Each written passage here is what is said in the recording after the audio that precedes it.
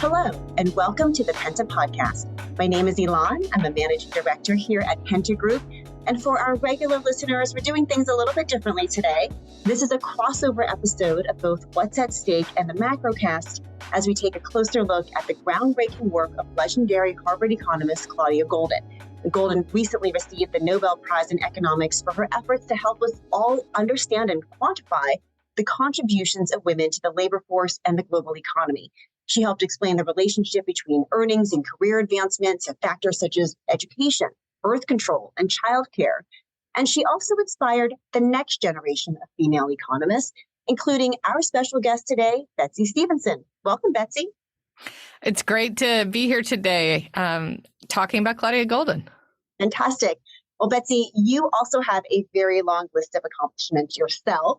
Professor of Public Policy and Economics at the University of Michigan, former member of the White House Council of Economic Advisors under President Obama, formerly Chief Economist at the Department of Labor. So I could keep listing all of those many titles that you've had, but most importantly for this podcast today, you were a student of Claudia Goldin's at Harvard. So I was hoping that you could start by just helping us understand why her work was so important. Well, if you hadn't said that, I was going to say my most important identification is a student of Claudia Goldin's.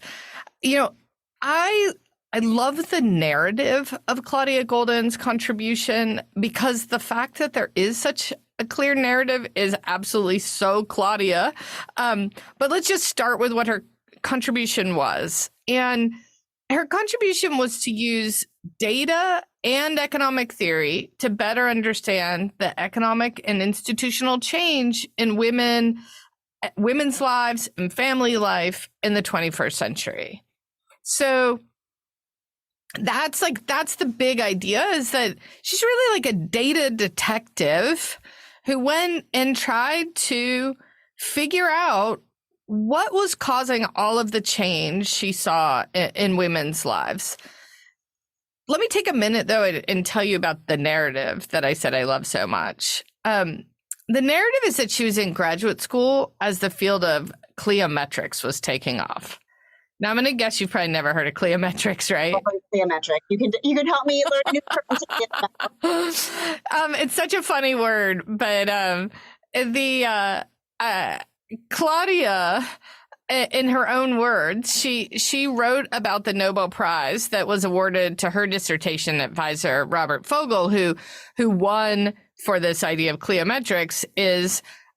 This is a quote from Claudia. Cliometrics is quite simply the application of economic theory and quantitative methods to the study of history.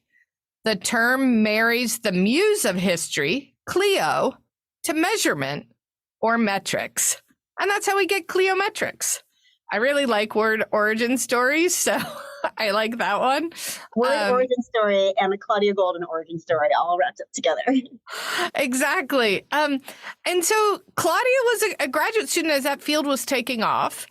And she was also a graduate student when Gary Becker rejoined the faculty at the University of Chicago. Now, Gary Becker would ultimately go on to win the Nobel Prize in Economics for applying the tools of economics to answer broader questions about human behavior, including family life.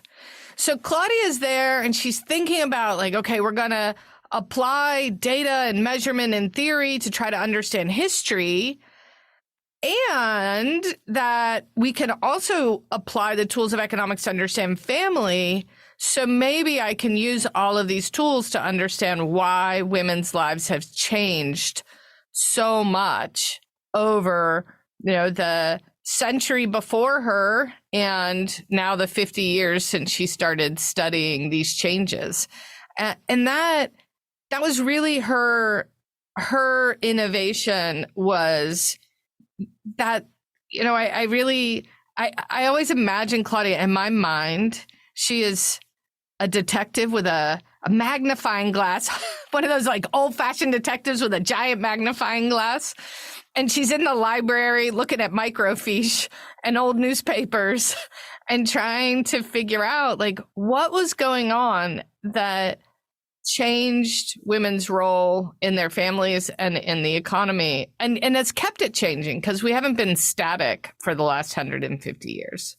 So I think that's really interesting. It was not just what she found, but the methods that she used to uncover the insights that she was able to gain about how women lived and how women worked. So the combination of the two was really revolutionary.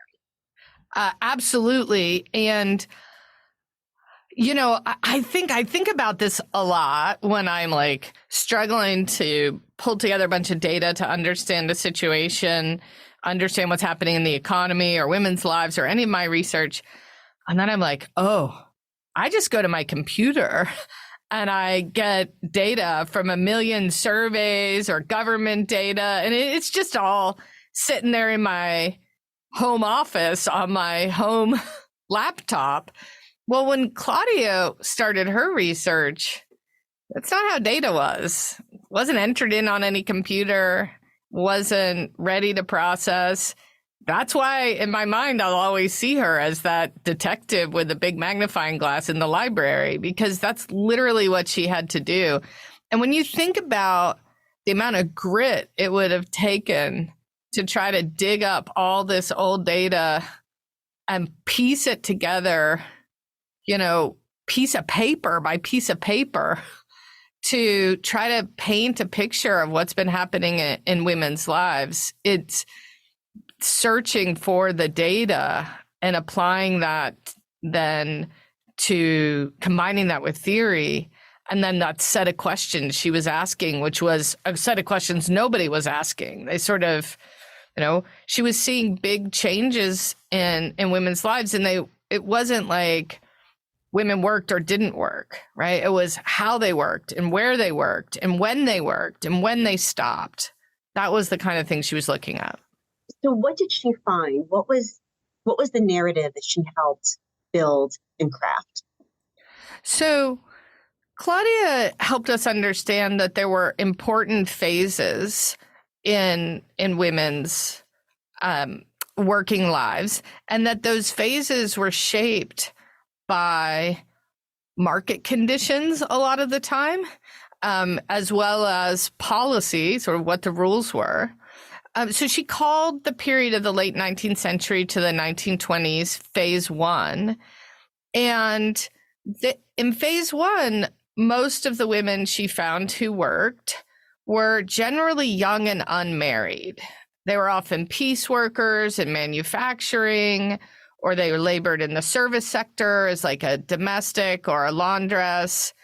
They didn't experience very much learning on the job to get like promotions. I like, Claudia says they experienced little learning on the job, but I think it takes a lot of skills to be a first-rate laundress. So, or first-rate domestic in the 1900s. So they got skills, but not skills that would promote them out of those jobs and into something else. Just skills that would make them a first-rate domestic or a first-rate laundress.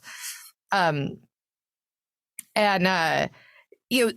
didn't gain a lot from going to school, because going to school it's not where they teach you how to be a first-rate laundress or a first-rate domestic. In some sense, you actually learn more in school today for those tasks because we know a little bit more about like chemistry and other things that might help us in the sort of more complicated household tasks or electronics management. But in the 1900s, these were, you learned on the job and you learned your job, and you didn't learn a lot more.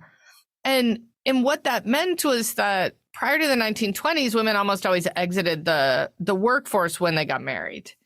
And it was kind of embarrassing to have a wife who worked because, the jobs were seen as kind of dirty and dangerous and repetitive. And the hours were really long because, remember, this was before we got the 40-hour work week, which, as the UAW liked to recently remind us, was won by unions negotiating for a 40-hour work week. But this was before that happened. So when women worked, but they worked out of poverty, out of desperation, and because they weren't in a family, they were unmarried and so didn't have a husband who could support them. it's all the more stunning. And so it was that.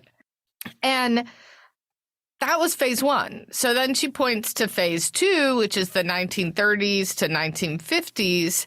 She points out that there, what we saw was a big increase in the rate of work for married women. And a lot of that shift was driven by the fact that we had increasing demand for clerical work, which was seen as less dirty and dangerous and something that would be less embarrassing to have a married woman do, right? Your wife's a secretary is different from your wife's a factory worker. It just seems a little more, safe.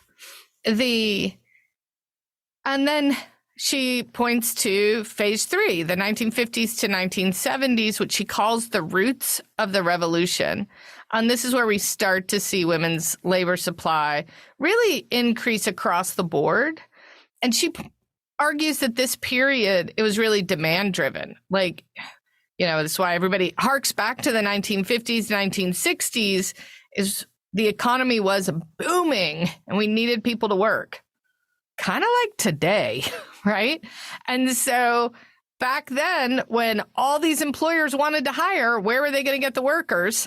Again, kind of like today, the women came into the labor force and took those jobs. So women have always been a bit more responsive in that way. When there's a lot of demand, they'll come into the labor force, they'll take the jobs.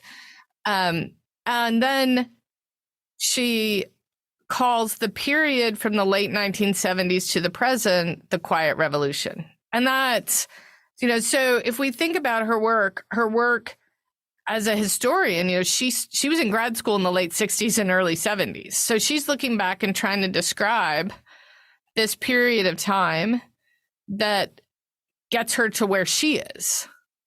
And then she's still an economic historian, but she's sort of now looking at very recent history as she marches forward, right? So her book in 1990 was really looking at the period she had just lived through for the past 20 years, where, we saw the journey to attaining and balancing career and family continued. And she's been actively documenting that change really for half a century, and both bearing witness to the evolution and giving us a systematic framework through which to understand it. One thing that I think is interesting in reading some of the coverage about her award, as well as being familiar with her work during my days as a reporter, was framing the issue of women in the labor force and women in the workplace, not simply as a social or perhaps moral cause, but making the argument of economic efficiency, right? To your point, if there is a strong demand for workers and we need every able-bodied citizen, right, to be in their most productive capacity, that includes women too.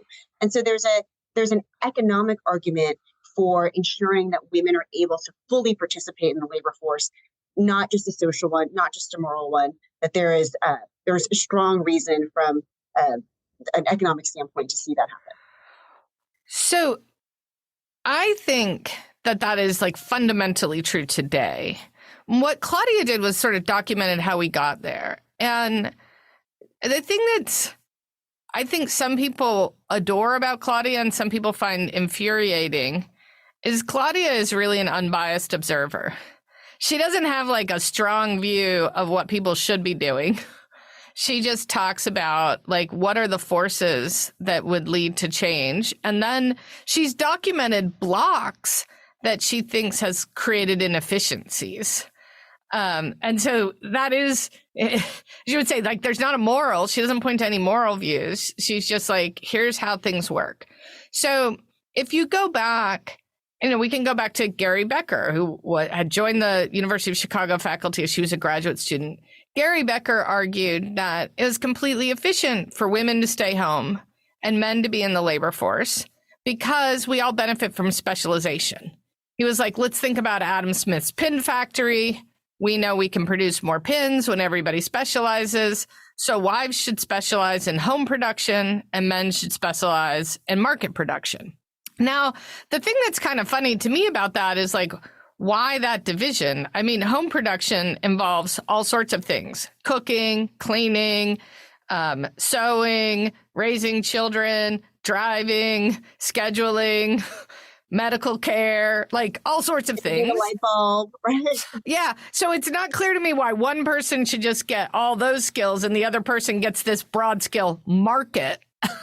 And in fact, that has been sort of where my career has moved. It is like, okay, well, the economy changed, and an idea that you would specialize into market and non-market has now become silly, right? So we still have specialization. You saw Justin in here adjusting my technology in Justin my house. Being your husband, right? Yeah. Right. So he's an economist. I'm an economist, but in our household, he does technology. So he was down here getting me a new mouse, putting batteries in the speaker, the podcasting recorder, helping with the tech setup because he does technology. I do taxes. I do banking. I do finances. Taxes on the federal level as well as on the individual level, right? Yes, I do, because I love tax policy. That's a topic for a different day. But in my household, I love tax policy. I know tax policy, and therefore I deal with our own personal taxes, and I pay our bills and I manage our money, and Justin manages our technology. That's specialization. And that we benefit from that specialization because of home production. Yeah. Versus home versus market. Exactly. And I think this is where I think Claudia laid the foundation for that, for my research, which dug into that. Like why would we move from a home and market specialization to, a much more diverse set of specialization? And we could go off on a tangent on that, because I also feel like actually specializing one parent does kids and the other one doesn't is pretty bad for kids. I think, there are limits to specialization. And I think that kids actually benefit from having two parents. And if you believe that kids benefit from having two parents, why would you want one of the parents to only have only the job of bringing home the income and no job of actually raising the children? Well, there are a couple of questions that are baked in there that I want to ask you. The first one, though, is related to the point that you just made. I mean, it seems like what she has shown through her research over decades, centuries even, is that the blocks that you referenced, the blocks that prevent women from fully participating in the labor market, from fulfilling their most productive use in the economy, tend to be related to family, right? That for women, there is this trade-off between work and family in a way that does not seem to be present in the same way for men. So can you talk a little bit about what some of the blocks that she discovered were? And then we can maybe discuss too why those are particularly female blocks. Right. So what I wanted to start by emphasizing is she starts by identifying the way some of the blocks fall to the wayside, and women enter the labor force. And then in her later part of her career, she emphasized the blocks that remained and how they prevent us from achieving, really full gender equality. Now, again, one of those is access to childcare. So if one person, and I would say, I guess the requirement to have somebody who's flexible enough that they can stay home if a kid is sick, or who's flexible enough that they can pick kids up from school. And so she's looked at how we have these needs for flexibility and caregiving if both parents are going to work. And if a job evolves, then a woman can do that job. But if the job gives very big penalties for needing that kind of flexibility, then what you might do is say, okay, a man and a woman both finished their MBA degree together. They met in their Harvard MBA program. They both get jobs right out of the MBA program, basically doing the same thing. And then they get married and they have children. And sexism might mean that the guy's slightly more likely to get promoted and get a higher wage. Now, when you combine that with the fact that that job penalizes women enormously if they need to leave work early to penalizes anybody, not just women, anybody if they need to leave work early to go pick up a kid who's sick or get a kid from school, then the man and the woman have to say, okay, which one of us sticks with this job that is going, that has this heavy penalty, and therefore does not do any of those childcare things, and which one of us looks for a more flexible job. If you have absolutely no sexism in the system, then men and women should be equally likely to leave the job where there's heavy penalties and take the flexible job. But because there's sexism in the system, women disproportionately leave those jobs because they look at their husband and they say, well, he's going to make more money if he sticks in this job. And I might as well then go into a job with more flexibility. Now, Claudia has also said it's also possible women just like spending time with their kids more. So when push comes to shove, one of us sticks with a job that needs all our attention and the other one looks for the job that's flexible. And if women have a slight preference for looking after their kids, they'll take that job that's more flexible. But the point she's made is like, why are some jobs so demanding? Like, why can't they adjust?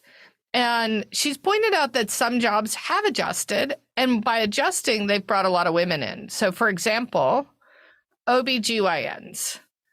Back when, Claudia first started studying women in the labor market, babies were delivered by men, and men would be the obstetrician for a pregnant woman. I remember this is true for my mom when she gave birth to me in the 70s, that she had a doctor. And when she went into labor and went to the hospital, that doctor was on call. And she was constantly trying to get her doctor to come into the office. And he was like, she's got 4 more hours and I'm at a dinner party. And she was like, I want my doctor. And like he was the only doctor and he was expected to cover her for her whole 48 hours of labor. And he's like, so I tell that story because, first of all, I don't think that system was all that good for moms giving birth. But it was definitely not good for moms trying to be obstetricians because you don't want to be on call for 48 hours in a row or 70. My labor was 72 hours. And I thought about this a lot in the 72 hours in which I saw the new model. So the new model that Claudia Goldin described is one where they trade off. So when my water broke, I had one obstetrician there. And after 12 hours, they left and another one arrived. And after 12 hours, they left and another one arrived. And that went on until when I actually gave birth, the first one was back. And she was like, I just had 2 days off. How are you still here? And I was like, I know. But she had 2 days off. And that Claudia described, like, it was an all-male profession. And then it was able to evolve in a way in which they could trade off. And by trading off, women were allowed to come in. Allowed is the wrong word. Women desired to come in, but they needed that because telling your kids, I can't be there for you for 72 hours because I'm busy giving birth to some other baby is very challenging for a parent who wants to be an active parent.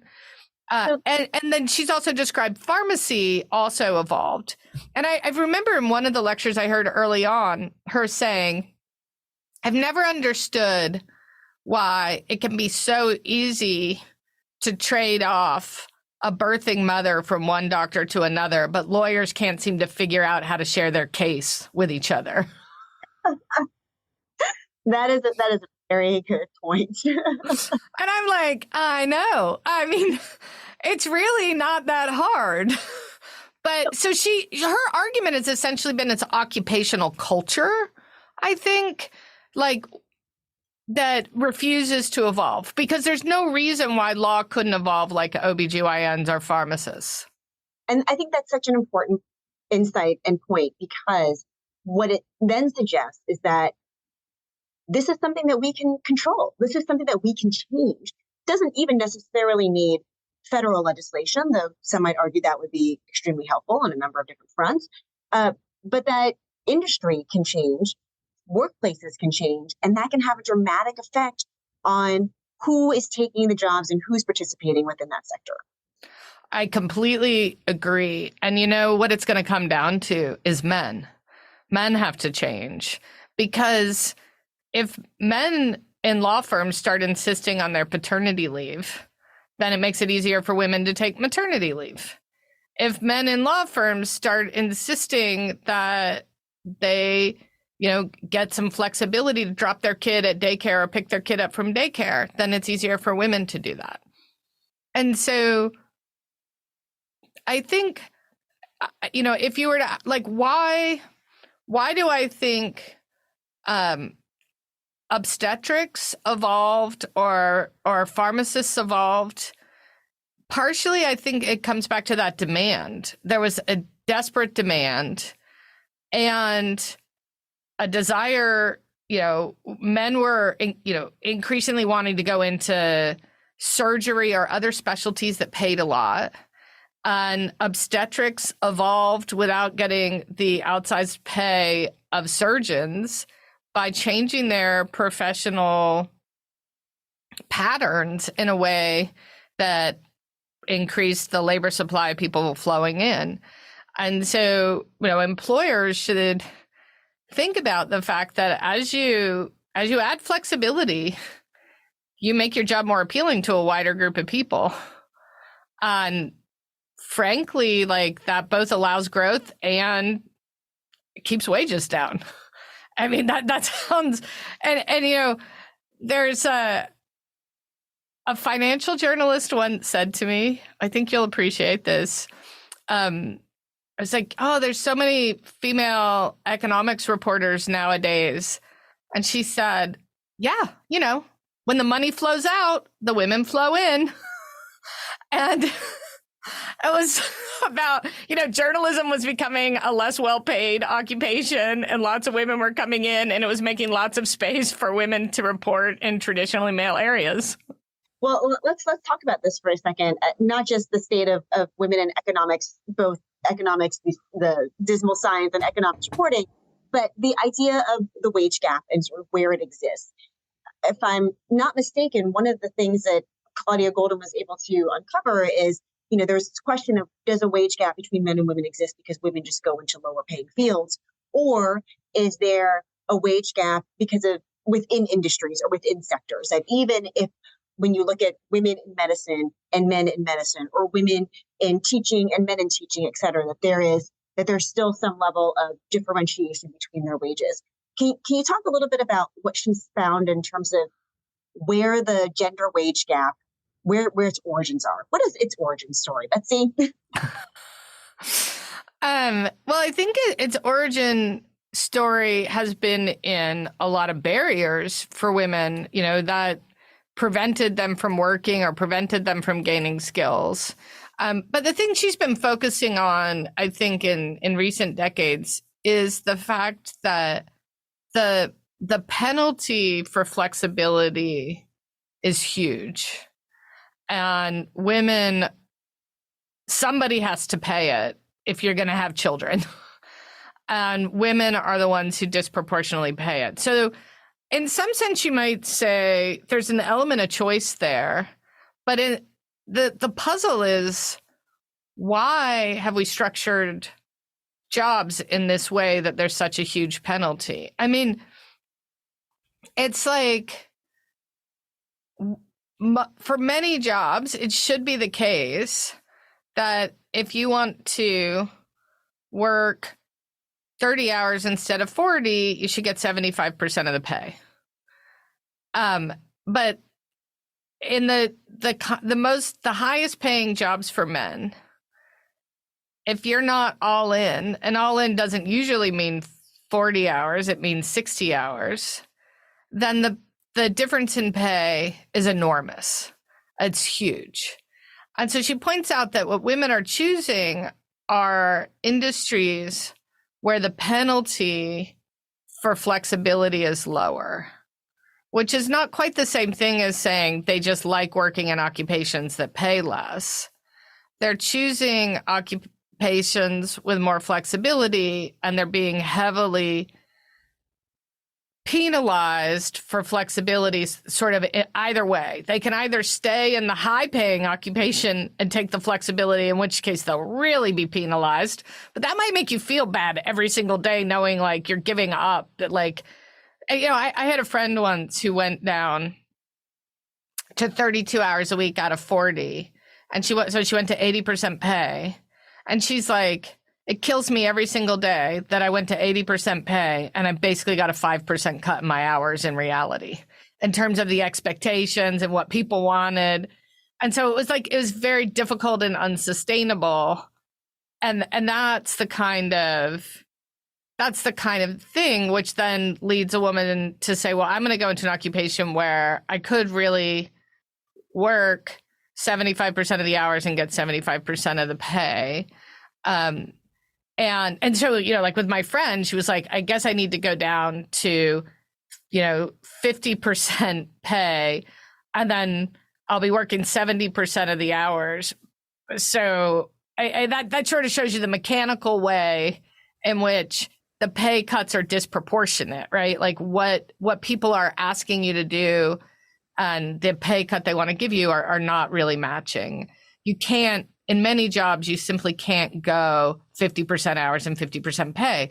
But Claudia pointed out some you can. Veterinary medicine is a great example of one. Pharmacy is one. These are the kinds of things that she's pointed out where that flexibility is not penalized as much, and we've seen lots of women flow in. You know, this matches the data we're seeing right now. Is there's like a, you know, return to office, and then there are studies that have looked at how much would women give up in terms of pay to be able to maintain some of the flexibility they've had since the pandemic.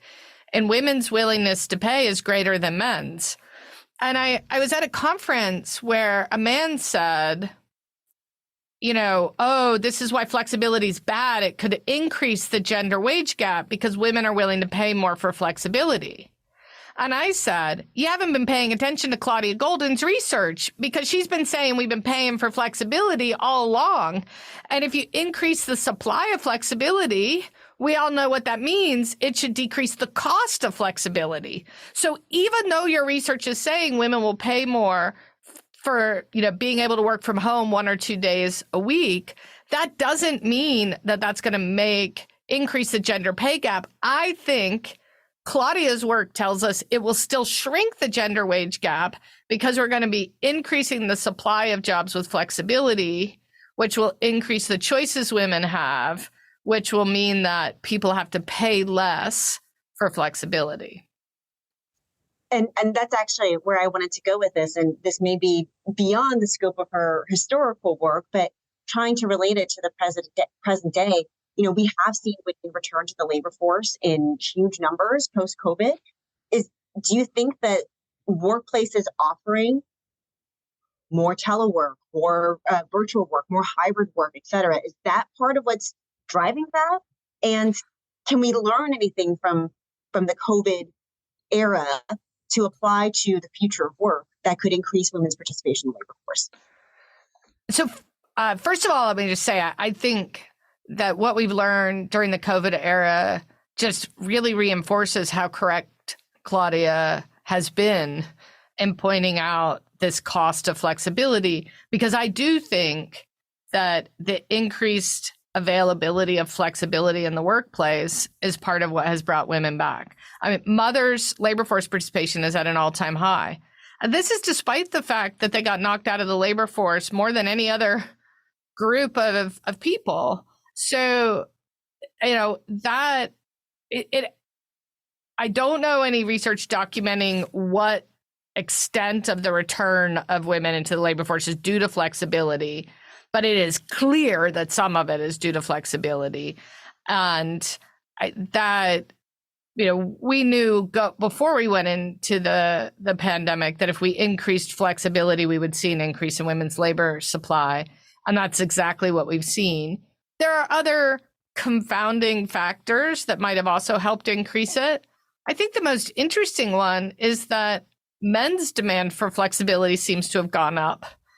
And I think that as men demand flexibility, it becomes less of a gender wage gap issue. And that I think is really important. And I think it does put more pressure on employers. We still have,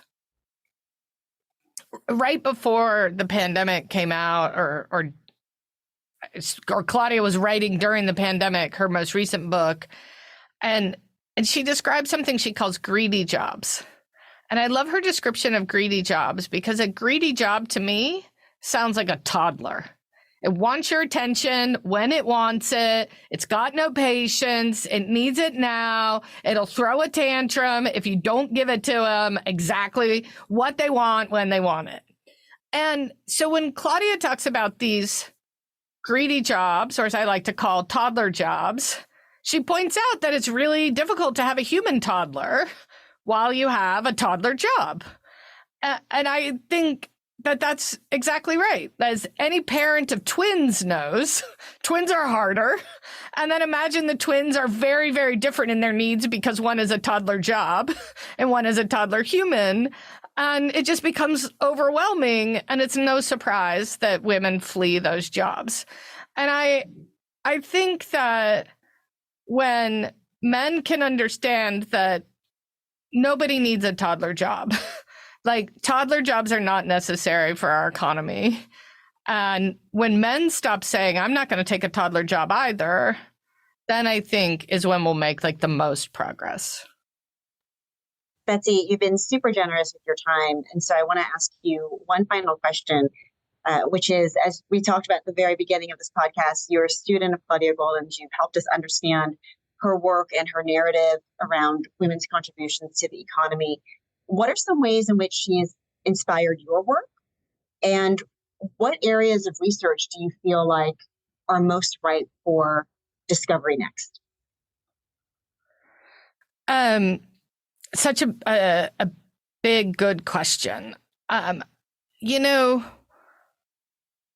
definitely think that Claudia Goldin trained me to think about work and family differently. And I don't even know if I would have stuck with economics if I hadn't crossed her path, because economics is such a male-dominated profession. And I had to find something that I was deeply, passionately interested in. And what I care about is people. That's my whole thing is I care about people. And I thought economics was an interesting lens for thinking about people's lives and the way in which policy can improve people's lives, the way in which the decisions we make can improve our lives or make our life worse. And I think our lives are mostly about our relationships and then what we're able to do. And that means that work and family are not separate things. That's the whole tapestry that is your life. So we have to think about them together. And that's really what has inspired everything that I have done in my career. I also think personally, the thing that is so inspiring about Claudia is Claudia has done what Claudia wanted to do, regardless of what anybody thought. She just does her thing, and she's not sort of pushed into one way or another, and she didn't get her feathers too ruffled at injustices. And that's not to say, you should get your feathers ruffled at injustices if you want to, and many people need to, but she just sort of was it's like she lived in her own little bubble. I'm going to do the things I want to do, and I'm just going to put blinders on to the crazy that I see, so that I can keep doing what I do and make progress. And that sort of steeled will was very inspiring. And for my own journey, I actually had a weird economics journey, which is I finished my PhD and I went to the private sector because I found the profession so difficult to be in as a woman. And I went to the private sector and I was working in the private sector and I liked my job, but I kind of missed economics and I missed what I was doing. And I felt kind of annoyed that I'd been driven out. And so I decided to go back, but I had to go back and just not care. I don't care if I'm successful or not successful. I don't care what other people think about me. I don't care if the men think that I'm a mediocre economist. I'm just going to do my thing and try to learn things about the world. I just was like, I'm just going to follow Claudia Goldin, put on that detective hat, pick up that giant magnifying glass and like look hard at things that I think matter. And that I'm going to be heads down doing that instead of like heads up looking around at the people who are casting doubt on what I do. And in a lot of ways, I think that is who she's been. She loves economics. She loves being a detective, using the tools of economics and data. And that inquisitive spirit, I think, infects every one of her graduate students in the best possible way. And I think she's inspired, maybe every single woman in the economics profession. And, if hopefully some woman out there will take on the mantle of, take on the task of trying to quantify exactly how many women she's inspired to be an economist. But I have no doubt that there would be way fewer women in the field today without her. So many people she's touched directly and through her research and her work as well. Where do you think the field of economics should go next in trying to understand that tapestry of work, life, family, and the economy? I think that economics as a field is on a journey of becoming more inclusive. And I think it needs to continue on that journey. And part of that's going to be recognizing that some of the old ways in which the profession operated really excluded other people. One of my favorite stories is there's a male economist who has a well-known economics textbook, and his co-author thought they should alternate between using he and she. And he absolutely said, no way, that's getting into politics. He is gender neutral. Like, he is not gender neutral. You could use they there. You could use she. But I think that attitude, like that we're just referring to he so we stay out of the politics, summarizes the way in which some of the men in the field have been really blind to the fact that focusing on men and male lives has not only prevented us from learning about large parts of the globe, but it's also prevented large parts of the globe from wanting to learn about economics. And so figuring out how we can help people understand that economics is a social science. It's about people, not necessarily just about math, that it's a way to help people, and that it is as interesting and inspiring and even navel-gazing as psychology could help us start to bring more women into the field and more people of color and more people from just various backgrounds, different socioeconomic backgrounds. And once we do that, we'll be able to shine the lens of economics across a much broader part of the world, which will give us a much deeper understanding. Fantastic. Betsey, thank you again so much for your time and for joining the show today. To our listeners, remember that you can like and subscribe wherever you listen to your podcast, and follow us on Twitter, or X as they call it now, at PentaGRP. I'm your host, Ylan, and as always, thanks for listening to What's at Stake and the Macrocast.